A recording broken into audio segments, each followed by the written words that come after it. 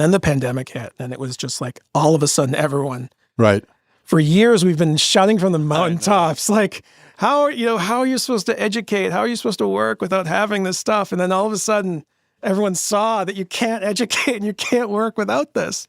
And so we definitely became the belle of the ball for a little bit. But of course, what that did is it significantly increased the demand. And that's the scary thing about this digital divide, even today after the pandemic, is there's upwards of 70 million people in the US that don't have internet access. Rural and urban.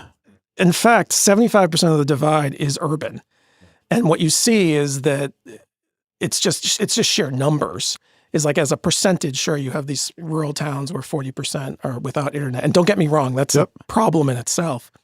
But you go to these big cities and it might be 10%, but 10% of a million people is 100,000. So you're talking about, like in Massachusetts, for example, where I'm based, 92% of the digital divide is in urban areas.